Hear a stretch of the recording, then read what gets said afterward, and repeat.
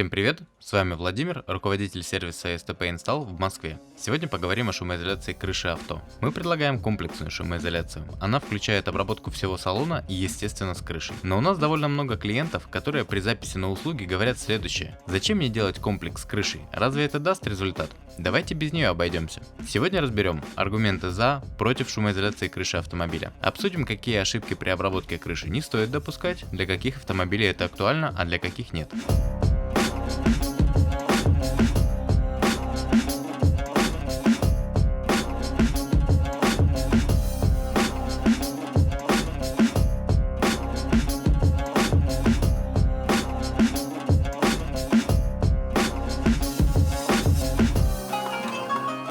Снижение шума от осадков. Самый ощутимый эффект от работ. Дождь просто перестает барабанить по крыше с таким раздражающим звуком. Утепление салона. Кому-то может показаться не совсем актуальным, но поверьте, вы оцените то, как салон меньше греется летом и медленнее остывает зимой. Тепло идет наверх, вот там-то мы и блокируем теплый воздух с помощью шумоизоляции, которая при этом еще и теплоизоляционный материал.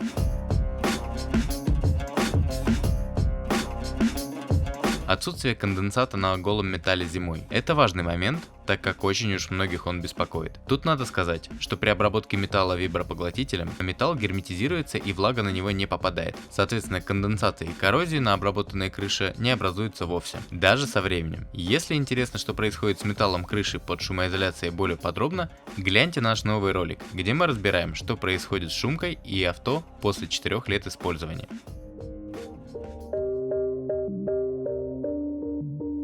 Снижение шума от сопротивления воздуха. Тут все просто. Аэродинамический шум мы отчетливо слышим в салоне, как только хорошенько разгоним авто. Особенно если на крыше есть рейлинги, спойлер или багажник. Шумоизоляция позволяет уменьшить негативное влияние этого шума на всех, кто находится в салоне авто. Акустическая коррекция. Многие думают, что для правильной акустической коррекции авто достаточно сделать шумоизоляцию дверей. Это не так. При прослушивании хоть сколько-либо приличной акустической системы выше средней громкости мы можем отчетливо слышать неприятные резонансы крыши. Особенно они чувствуются, когда в дело вступает сабвуфер. Так что шумоизоляция крыши даже самыми простыми материалами СТП позволяет скорректировать ее резонансы и улучшить звучание акустической системы. Что уж говорить о наших специальных материалах для автозвука.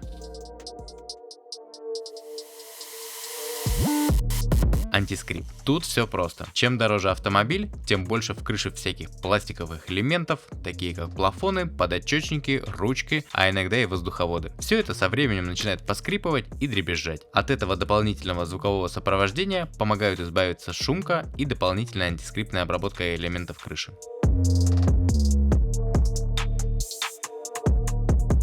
Снижение общего шума. Ну и как сумма всех преимуществ, это, конечно, снижение общего уровня шума в салоне автомобиля. Да, действительно, шумоизоляция крыши зачастую позволяет добиться очень ощутимого общего снижения шума, иногда даже сопоставимого со снижением от всей комплексной шумоизоляции. Весь секрет этого прост. Во время замера шумомер находится на уровне ушей человека, на уровне головы, а голова, в свою очередь, располагается в салоне авто очень близко к крыше. Соответственно, снижение шума от крыши оказывает значительное влияние на ощущение нами снижение уровня шума. Ну что, преимуществами разобрались? Теперь поговорим о том, кому подойдет шумоизоляция крыши. Подойдет она для любых автомобилей с целой крышей. Если же у вас на крыше люк или панорама, то есть возможность обработать заднюю часть крыши, но это не даст такого эффекта, как полная обработка крыши. Особенно актуальна обработка крыши для кроссоверов, универсалов, венов, то есть для всех тех авто, которые имеют очень большую площадь крыши. Чем больше крыша, тем эффективнее ее шумоизоляция. Единственная моя рекомендация при шумке крыши: не перегружайте ее тяжелыми материалами. Это все может привести к обратному эффекту и увеличению низкочастотного гула, что в свою очередь создаст неприятное ощущение в салоне авто. Ну и также не рекомендую экспериментировать с толщиной материала, дабы не появились заломы на обшивке крыши в салоне и не было проблем со сборкой. Все должно быть в меру, помните об этом. Кстати, в начале ролика говорил о том, что кроме преимуществ разберем еще и недостатки шумоизоляции крыши.